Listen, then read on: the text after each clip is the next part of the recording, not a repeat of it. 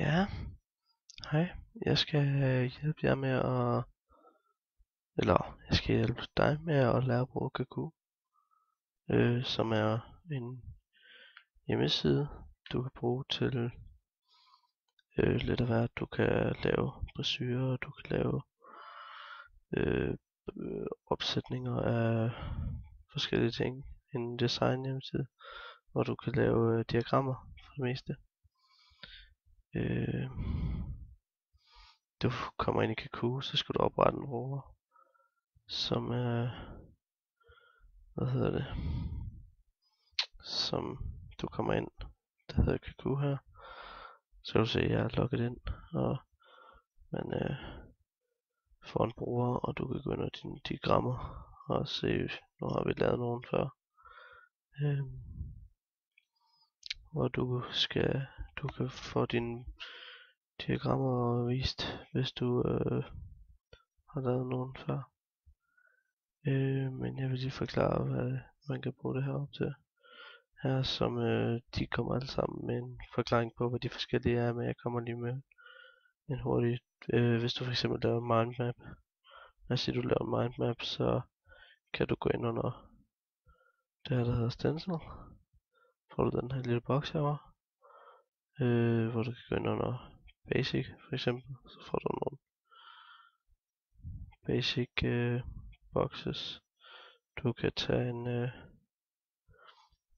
en boks her og skrive noget i.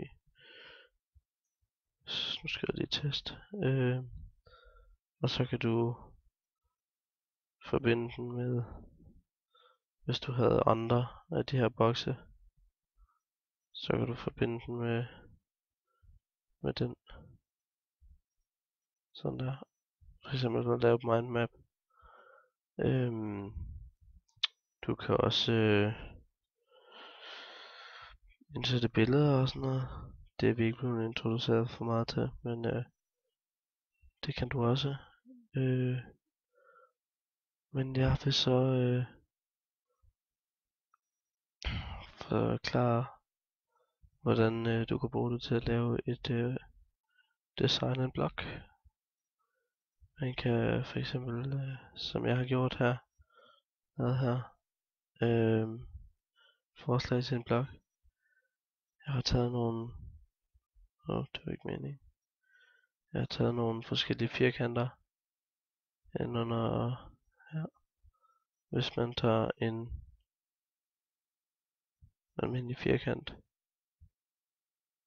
og giver den en bestemt størrelse, lad os sige, jeg gør sådan her, fylder den maks ud der, så kan du gå ind og give den en farve her, eller lægge noget baggrund i det. Lad os sige sort med sådan her, alt afhængig af hvad du gerne vil have. Du kan få den til at duplikere den, altså, og så får du en kopi af den. Og du kan, kopiere, hvis du ønsker at kopiere noget. Og du kan klippe ting ud og gå tilfældigt frem og tilbage.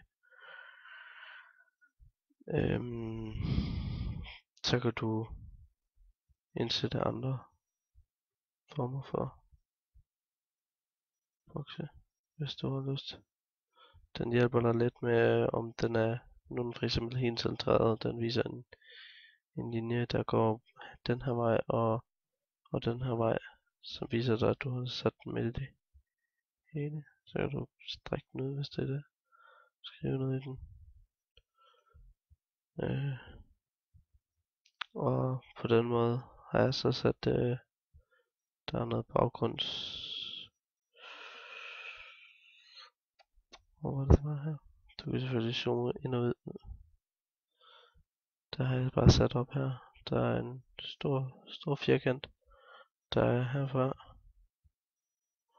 Så der er en mindre her, som indeholder overskriften. Der er en lille sådan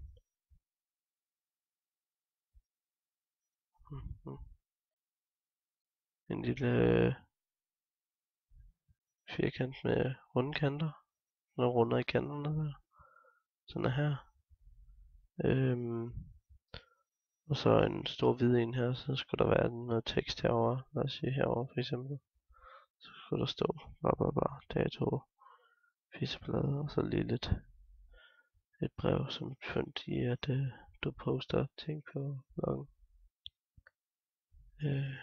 Og det er en god måde at bruge Kakao på, som er en af de måder, man kan bruge Kakao.